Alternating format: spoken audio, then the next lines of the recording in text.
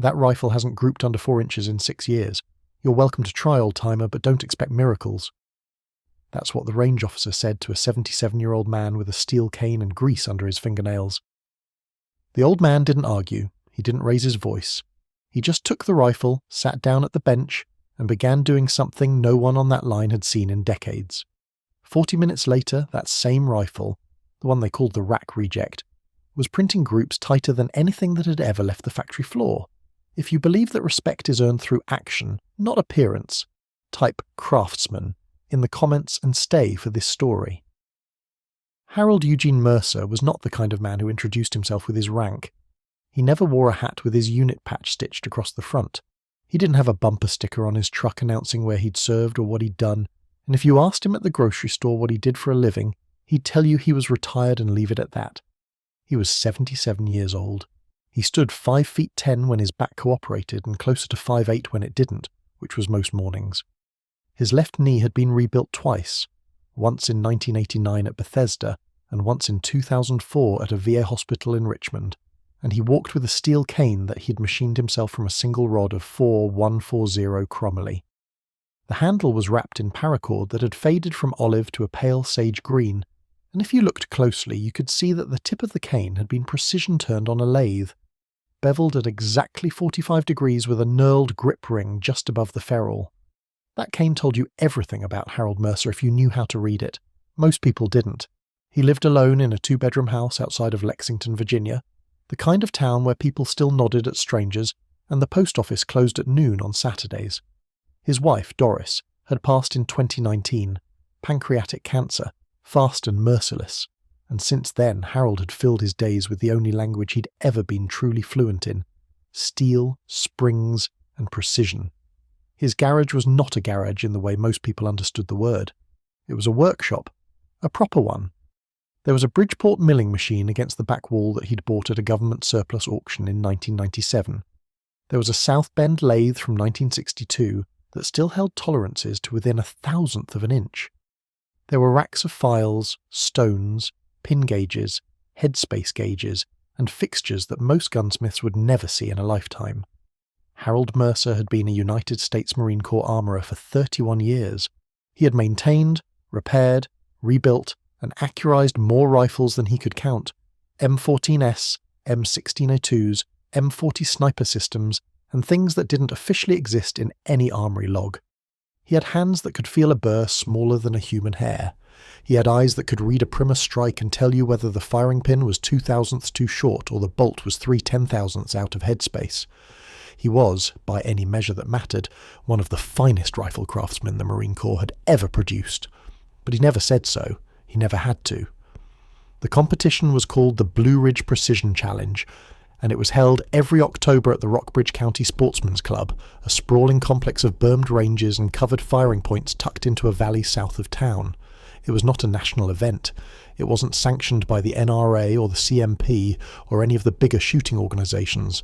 It was a regional affair, 40 to 50 shooters, mostly local, some driving in from as far as Roanoke or Charlottesville, competing in a bolt-action precision format at distances from 100 to 600 yards. The entry fee was $40. The prizes were modest: gift cards, plaques, a few boxes of match-grade ammunition donated by a local reloader. But the competition was real, and the shooters took it seriously.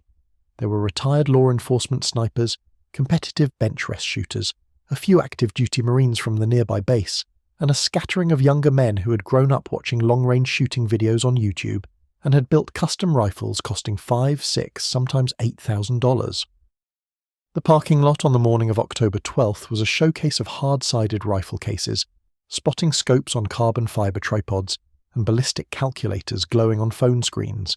Harold Mercer arrived in a 2003 Ford Ranger with a toolbox bolted to the bed and nothing in the cab but a thermos of black coffee and a folded registration form he'd printed from the club's website.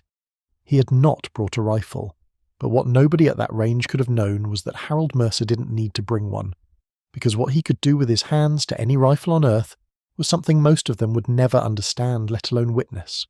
He walked to the registration table at 7:45, 15 minutes before the first relay was scheduled to begin.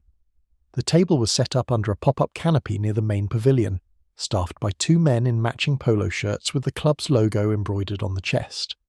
The older of the 2, a heavy-set man named Dale Purcell, who served as the club's match director, looked up as Harold approached. He saw the cane first, then the weathered face, then the empty hands. "Morning," Dale said. "You here to watch?" Harold set his registration form on the table. "Here to shoot." Dale picked up the form and read it. His eyebrows lifted slightly. "Mercer, Harold, Bolt Action Division." He looked up. "You didn't indicate a rifle on the equipment line." "Don't have one with me," Harold said. "Was hoping you might have a loaner." Dale exchanged a glance with the younger man beside him, a 30-something named Kevin Strait, who ran the club's junior program and helped coordinate the match logistics. Kevin's expression was not unkind, but it carried the particular flavour of concern that young men reserve for old men who might be confused. "We do have a couple of loaners," Dale said carefully. "They're not competition grade, though. They're what we keep around for new shooters and orientation days." "That'll do," Harold said. Kevin stood up. "I'll grab one from the rack." He disappeared into the storage building behind the pavilion and returned 3 minutes later carrying a rifle that made Dale wince slightly. It was a Remington 700 in .308 Winchester, and it had seen better decades.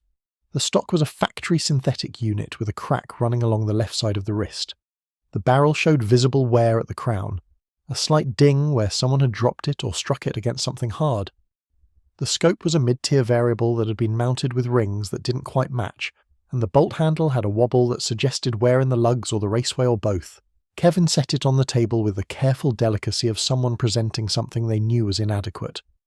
"This is the best of what we've got," he said. "The trigger's heavy. Probably 8-9 pounds. The scope tracks, but I wouldn't swear to it. And the barrel," he trailed off. "That rifle hasn't grouped under 4 inches in 6 years, Dale added. "You're welcome to try, old-timer, but don't expect miracles." Harold picked up the rifle. He didn't shoulder it. He didn't look through the scope. Instead, he did something that neither Dale nor Kevin nor anyone else at that table had ever seen a shooter do. He closed his eyes and ran his thumb along the crown of the muzzle. Then he cycled the bolt slowly, listening. Then he pressed the pad of his index finger against the trigger face and held it there for a full 3 seconds without pulling. Then he opened his eyes. "Got a flat surface I can use?" he asked, "and I'll need about 40 minutes. Dale directed him to an empty bench at the far end of the covered firing line, away from the other competitors who were already setting up their equipment on the main relay points.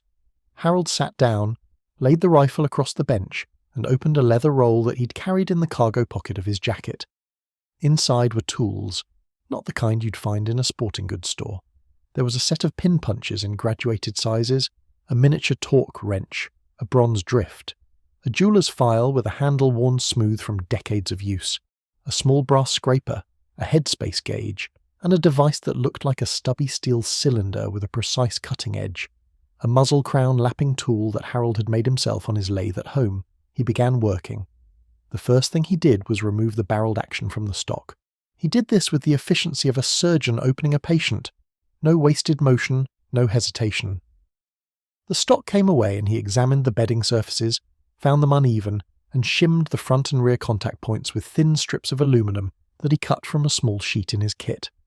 He torqued the action screws to exactly 65 inch-pounds, checking each one twice. Then he turned to the trigger. He removed the trigger assembly, disassembled it on a shop rag he'd spread across the bench, and began stoning the sear engagement surfaces with a fine ceramic stone. His movements were microscopic, fractions of thousandths of an inch at a time, feeling the contact geometry with his fingertips between each stroke. A young shooter 2 benches down had stopped setting up his own rifle and was watching.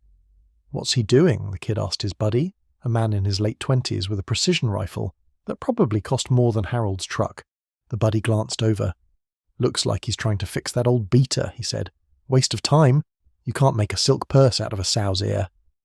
The kid laughed. Harold didn't look up. He was listening to the sear, and what the sear was telling him was that the engagement surface had been poorly finished at the factory and had developed a slight burr from years of dry firing. He removed the burr, he polished the mating surfaces, he reassembled the trigger and tested the pull with his finger. It broke clean at exactly 2 pounds, 14 ounces. He could tell by feel alone, accurate to within 2 ounces. He'd been doing this for 53 years. Then he addressed the crown. This was the critical work. the part that would determine whether the rifle could shoot or not. The crown of a rifle barrel is the last thing the bullet touches before it leaves the muzzle, and if that crown is damaged, uneven, or improperly cut, the escaping gases will yaw the bullet off course in ways that no amount of good ammunition or steady holding can correct. Harold examined the ding in the crown with the jeweler's loupe. It was worse than he had expected, a visible asymmetry in the gas relief that would have been throwing bullets to the right and high. He fitted his lapping tool to the muzzle, applied a thin film of fine grit compound, and began turning it by hand, slowly, patiently, 1 degree at a time. The compound cut evenly, and Harold checked his progress every 20 rotations, cleaning the muzzle face and inspecting it under the loupe. This was the work that couldn't be rushed. This was the work that separated a man who fixed rifles from a man who understood them. After 15 minutes of lapping, the crown was concentric. Not factory concentric, better than factory. Harold cleaned the barrel with 2 patches of solvent, followed by 3 dry patches, and ran a final bore light through from the chamber end. Clean, even. The bore itself was worn but consistent, which was all that mattered. A worn barrel with a good crown will outshoot a fresh barrel with a bad one every single day. He reassembled the rifle. He checked the scope mount screws and found 2 of them loose. Not catastrophically, but enough to allow movement under recoil. He tightened them to proper spec. He couldn't do anything about the mismatched rings, but he could ensure they were at least applying even pressure, so he shimmed the rear ring with a single layer of brass shim stock to correct a slight cant. Then he seated the rifle in the stock, torqued everything down, and shouldered it for the first time. The cheek weld was wrong. The comb was too low for the scope height, so he built up the comb with 3 wraps of athletic tape padded with a strip of closed cell foam from his kit. It wasn't pretty. It looked, frankly, like something assembled by a man who didn't know what he was doing. But it put his eye exactly where it needed to be in relation to the scope's exit pupil, and that was all that mattered. The entire process had taken 38 minutes. When he was finished, Harold Mercer was holding a rifle that looked exactly the same as it had when Kevin Strait pulled it off the loaner rack. Cosmetically, nothing had changed. Functionally, it was an entirely different weapon. But none of the 53 other shooters on that line had been watching closely enough to understand that. And what was about to happen over the next 2 hours would change the way every single one of them thought about the old man with the cane. The match format was straightforward. 3 stages, 5 rounds each, at 100, 300 and 600 yards. Scoring was based on group size at each distance, with a composite score determining the overall winner. The first relay at 100 yards was a warm-up for most shooters, a chance to confirm zeros, settle nerves, and put clean holes in paper before the real work began at the longer distances. Harold drew relay 3, which meant he had time to sit and watch the first 2 groups shoot. He sat in a folding chair behind the line, his cane leaning against his knee, and studied the wind. Not the flags, though there were flags at 25-yard intervals, but the mirage, the heat shimmer rising off the ground between the firing line and the targets. Most shooters use the flags in their ballistic apps to read wind. Harold used mirage because mirage doesn't lie. Flags tell you what the wind is doing at the flag. Mirage tells you what the wind is doing to the air the bullet will actually fly through. He'd learned this in 1974 from a gunnery sergeant named Elias Booth at the Quantico Precision Marksmanship course, and he'd never stopped reading it since. He watched the relay shooters fire. Most were good, some were very good. A few were posting groups under an inch at 100, which was respectable for a field competition. The young man with the expensive rifle, Harold would later learn his name was Tyler Pratt, posted a .62-inch group that drew a murmur of appreciation from the spectators. Tyler was clearly the favourite. He had the equipment, the technique, and the confidence. He also had the particular swagger of a young man who had never been humbled by anything his money couldn't solve, and when he walked back from the scoring table, he made a point of glancing at Harold's taped-up loaner and smirking at his shooting partner. Harold noticed. He noticed everything, but he didn't react. Reaction was a luxury for people who needed to prove things. Harold had stopped needing to prove things a very long time ago. Relay 3 was called.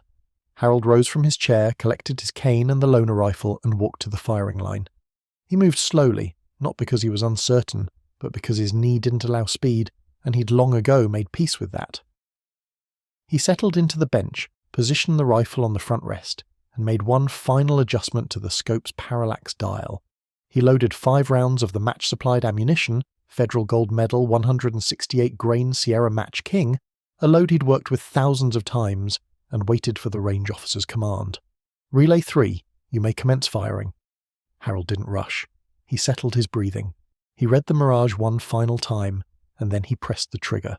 The rifle barked.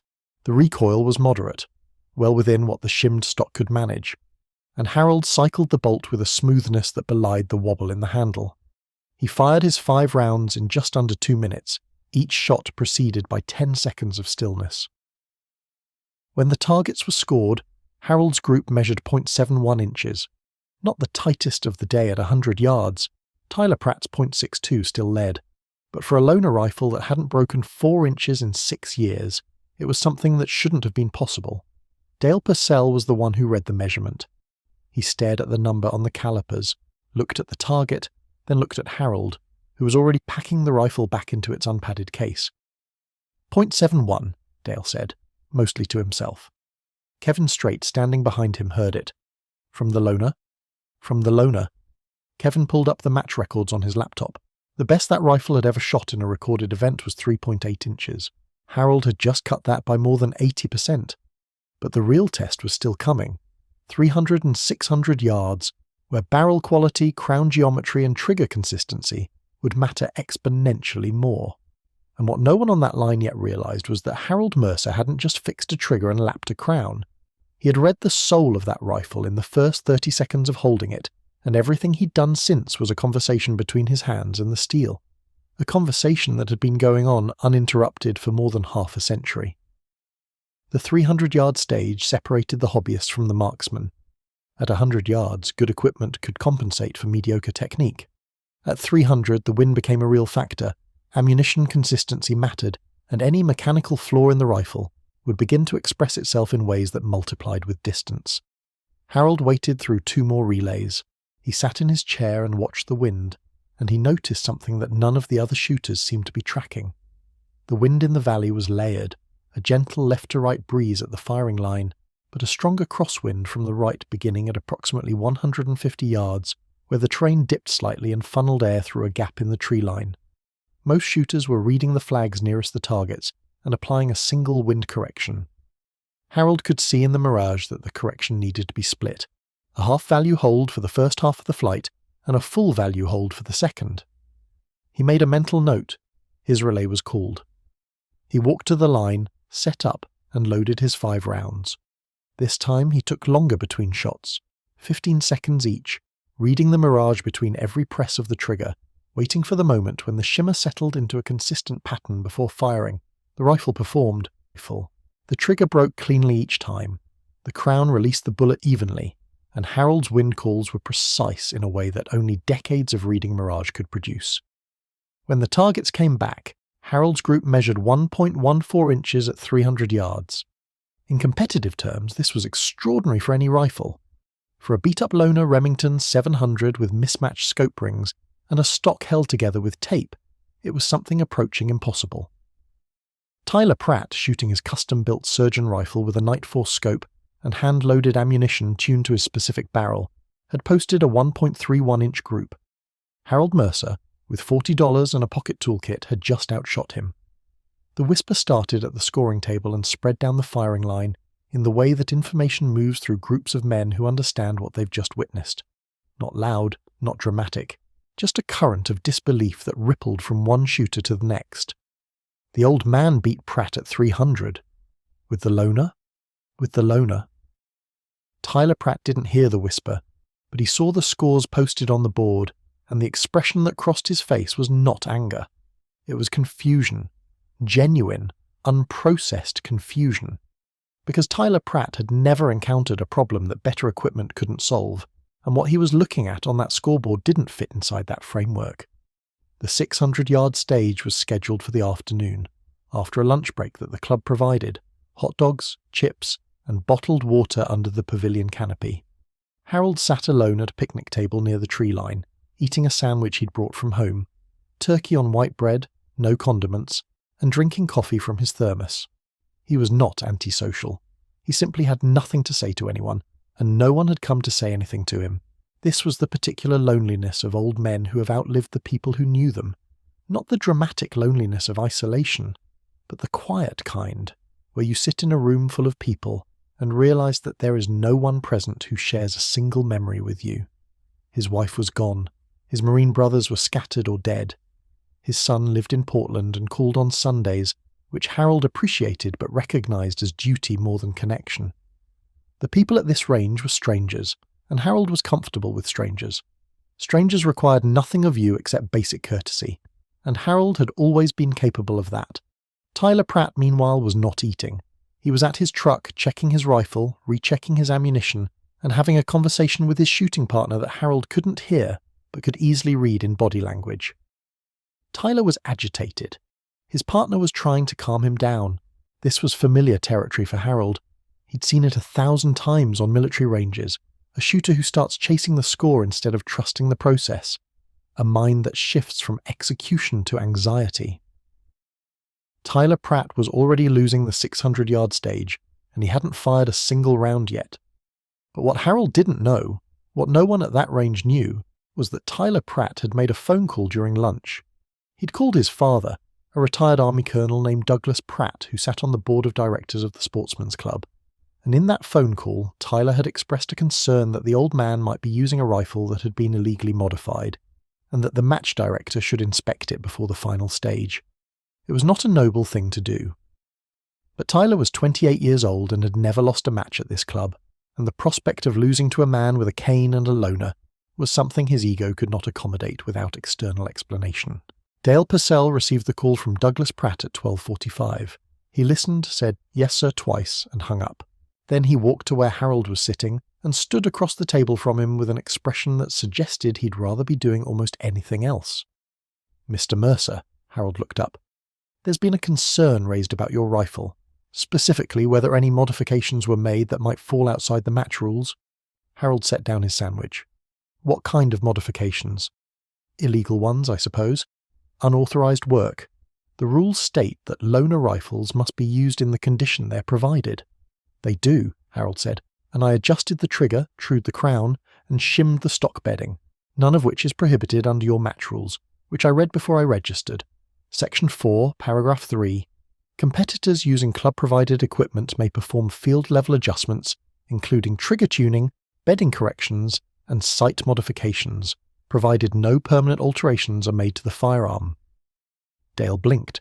He hadn't expected the old man to have memorized the rulebook. Well, that's... "You can inspect the rifle," Harold said. "Everything I did is reversible. I didn't cut anything. I didn't weld anything. I didn't replace any parts. I used stones, shims, and a lapping tool. If your rules prohibit hand-lapping a crown with a non-permanent compound, you should probably update them, because every armourer in every branch of service has been doing it for 100 years. Dale stood there for a moment, caught between the authority of a board member's son and the quiet, absolute certainty of a man who clearly knew more about rifles than anyone within 50 miles. "I'll note the concern and we'll proceed," Dale said finally. "If there's an issue, we'll address it after the match." Harold nodded and went back to his sandwich. He did not seem troubled. He did not seem offended. He seemed like a man who had weathered things so much larger than this, that the entire situation occupied approximately the same emotional space as a mild inconvenience. But what Dale Purcell didn't know was that the phone call Tyler Pratt had made to his father had set something else in motion, something neither Tyler nor his father could have predicted, because Douglas Pratt, after hanging up with Dale, had made a call of his own. He'd called an old friend at the Marine Corps Association to ask whether there was any record of an armourer named Mercer, and the man who answered that call had recognised the name immediately. The 600-yard relay began at 1:30. The afternoon wind had picked up, as Harold had expected it would. The valley funneled thermals from the south starting around noon, and by early afternoon the crosswinds at distance were running 8 to 12 miles per hour with gusts to 15. This was where equipment advantage was supposed to matter most. Custom barrels, tuned loads, high-end scopes with exposed turrets and verified tracking. These were the tools that separated the 600-yard shooters from the rest. Harold had none of them. He had a worn barrel, factory ammunition, and a scope that he couldn't fully trust. But he had something else. He had 600 yards of mirage to read, and he had the patience to wait for his windows. He fired his first round and watched the trace, a faint disturbance in the mirage that told him the bullet had flown true for the first 300 yards and then been pushed slightly right in the back half. He clicked 2 minutes of angle left on the scope, waited for the mirage to settle into the same pattern, and fired again, then again, then again. He took 11 minutes to fire 5 rounds. Tyler Pratt, 3 benches down, fired his string in 4 minutes. He was fast, precise, and technically proficient. His rifle was superior in every measurable way. And when the targets came back, Tyler had posted a 2.44-inch group at 600 yards. A very good result by any standard. Harold's target came back measuring 1.89 inches. 1.89 inches at 600 yards, with a loner rifle, with factory ammunition, with a scope he'd never used before that morning. The silence at the scoring table lasted approximately 4 seconds, which is a very long time when 10 people are standing around a table looking at a number that defies explanation. Then Kevin Straight said, very quietly, "That's not possible," but the holes in the paper said otherwise. 5 rounds, all touching, in a group that most custom rifles would struggle to produce under ideal conditions. Harold had done it in a crosswind with a barrel that had several thousand rounds through it, and a stock held together with athletic tape. The composite scores were calculated. Harold Mercer had won the Blue Ridge Precision Challenge by a margin of 0.43 inches over Tyler Pratt. The numbers were irrefutable, the math was simple, and the silence that followed the posting of the final results was the kind of silence that descends when a room full of people realizes simultaneously that they have fundamentally misunderstood something. Tyler Pratt did not take it well. He didn't cause a scene, he was too controlled for that, but he walked directly to Dale Purcell and demanded a formal inspection of the loner rifle, citing the earlier complaint and insisting that no legitimate adjustments could account for the performance differential. Dale, who was tired and somewhat embarrassed by the whole situation, agreed to convene a 3-person review panel consisting of himself, the club's chief range safety officer, and one of the retired law enforcement shooters who served as a match referee. They examined the rifle at the scoring table while Harold stood nearby, leaning on his cane, watching with the detached patience of a man who had submitted to inspections 1,000 times before. The panel found exactly what Harold had said they would find: a properly shimmed stock, a cleanly stoned trigger, a hand-lapped crown, no permanent modifications, no illegal parts, no rule violations. This is basic armourer work, the retired law enforcement shooter, a man named Frank Harlan who had served 22 years with the FBI's hostage rescue team, said, turning the barreled action in his hands. "I've seen military armourers do this in the field. It's not magic, it's just—" He paused, looking at the crown through a borescope. "This is really, really good work. This crown is better than factory. This is master armourer level stuff." The words hung in the air. Tyler, standing behind the panel, didn't respond. His father, who had arrived during the lunch break and was standing near the pavilion with his arms crossed, also didn't respond. But Frank Harlan looked at Harold with an expression that had changed, shifted from professional assessment to something more personal. "Marine?" he asked. Harold nodded. "Armourer?" Another nod. "How long?" 31 years. Frank set the rifle down. "Where did you serve?" "Quantico, Lejeune, Pendleton, 29 Palms, 2 tours forward, Desert Storm and the initial push into Iraq." Frank stared at him. Then he pulled out his phone and stepped away from the table. He was gone for less than 2 minutes. When he came back, he looked at Dale Purcell and said, "You might want to hold off on any official rulings for about an hour." Nobody understood what that meant. Not Dale, not Kevin, not Tyler Pratt or his father. They milled around the scoring area in the particular way that people do when they sense that something is happening but can't identify what. Harold went back to his picnic table and finished his coffee. He knew what was coming. Not specifically. He didn't know who Frank had called or what chain of communication had been activated, but he recognized the rhythm.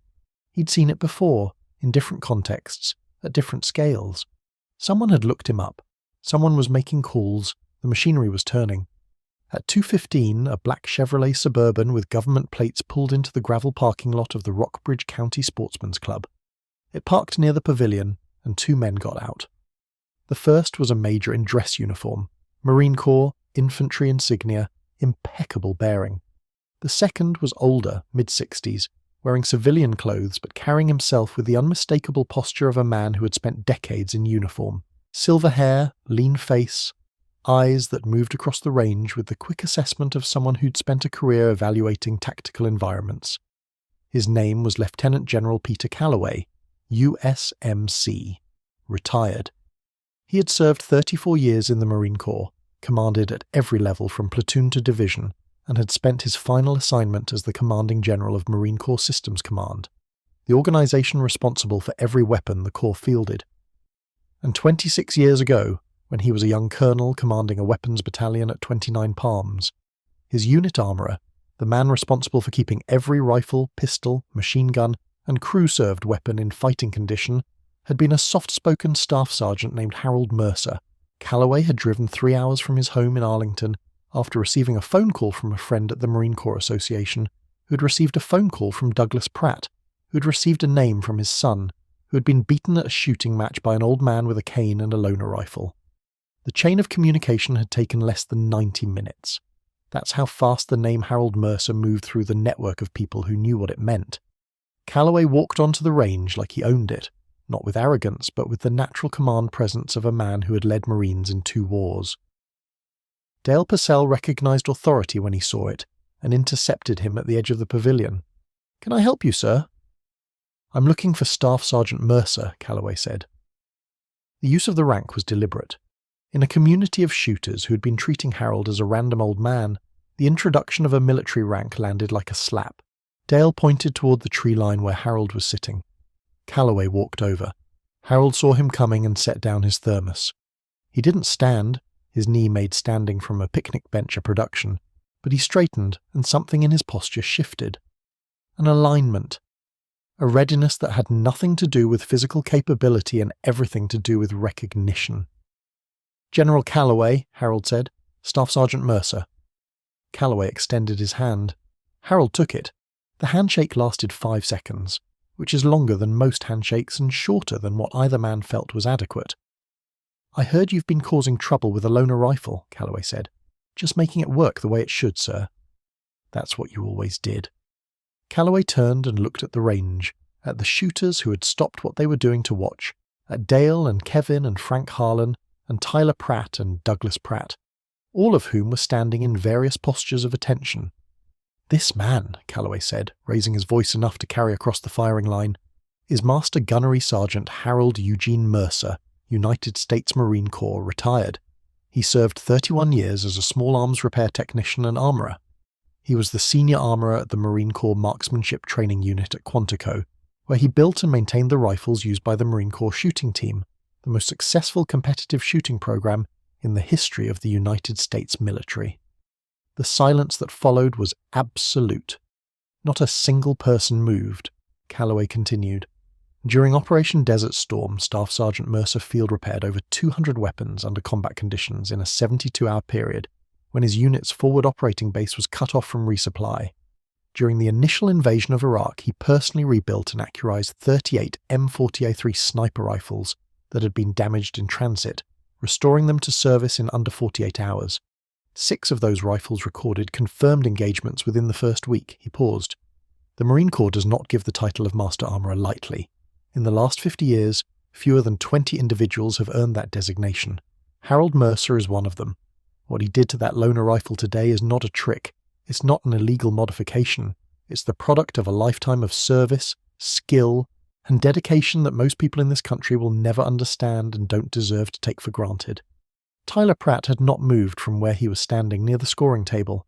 His father stood beside him. Neither of them spoke. The younger Pratt's face had gone through several phases during Calloway's speech. Confusion, then recognition, then something that looked like the slow dawning of a realization that he would process for years. It was not simply that he had lost a shooting match to a better man. It was that his entire framework for understanding competence, the framework built on expensive equipment, optimal conditions, and the removal of disadvantage through purchasing power, had just been dismantled by a 77-year-old with a pocket toolkit and 53 years of expertise. Douglas Pratt, the retired Army colonel, was the first to move. He walked toward Harold's table, stopped at a respectful distance, and said, "Master Gunnery Sergeant, I owe you an apology. My son called me with a concern, and I acted on it without knowing who you were or what I was questioning. That's on me." Harold looked at him for a moment. "No apology needed, Colonel. Your son wanted a fair match. Nothing wrong with that." It was a gracious response. More gracious than the situation probably warranted. But Harold Mercer had spent a lifetime in an organisation that valued dignity above grievance, and he was not about to abandon that principle over a shooting match. Tyler approached next. He stood in front of Harold and extended his hand. "Sir, that was some of the best shooting I've ever seen." Harold shook his hand. "You've got good fundamentals. Your wind reading needs work at distance. You're relying too much on your electronics and not enough on your eyes. Learn to read mirage. It'll change everything," Tyler nodded. Tyler. He didn't trust himself to speak further. He was 28 years old and had just received the most important lesson of his competitive career from a man he'd dismissed 4 hours ago. The aftermath of the Blue Ridge Precision Challenge unfolded in ways that no one at the event could have predicted.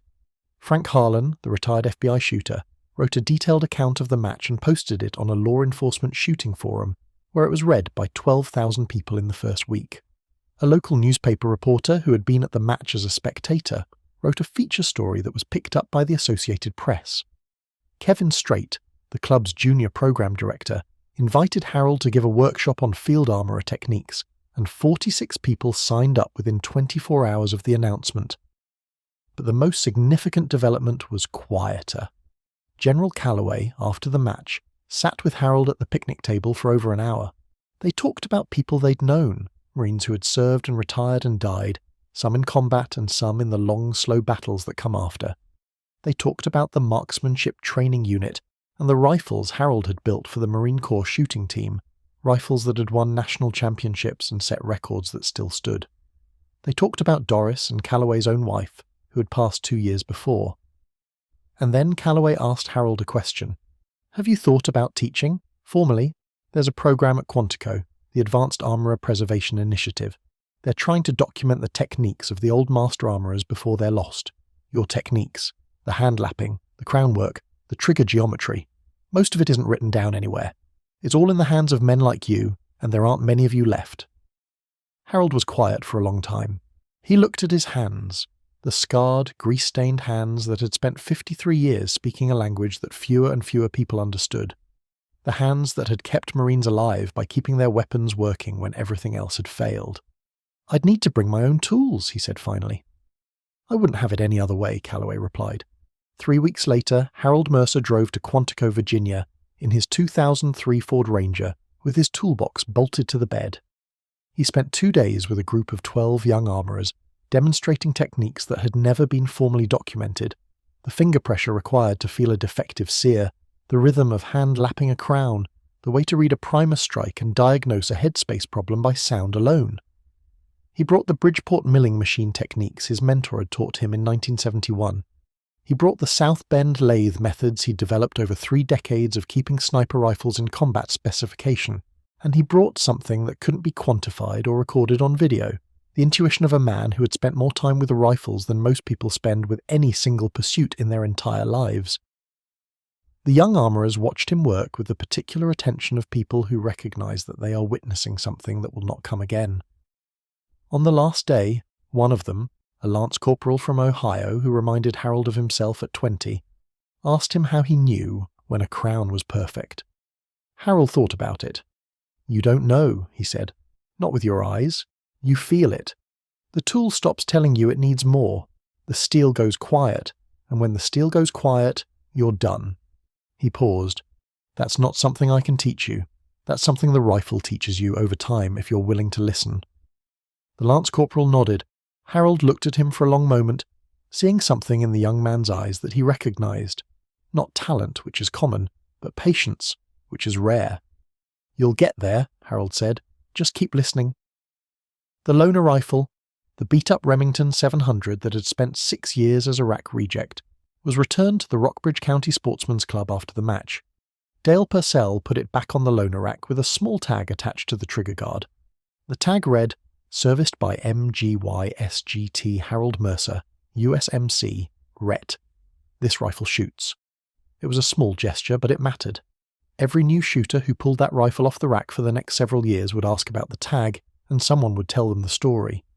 And the story, like all good stories about craftsmen and quiet men, and the things that can be done with skill and patience and hands that know their work, would grow a little with each telling, not in exaggeration but in understanding, because the point of the story was never the group size, it was never the numbers on the scoreboard. The point was that Harold Mercer walked onto a range where no one knew him, picked up a rifle that no one wanted, and made it perform in a way that no one believed was possible. He did it without complaint, without ego, and without a single wasted word. He did it because that's what he had always done.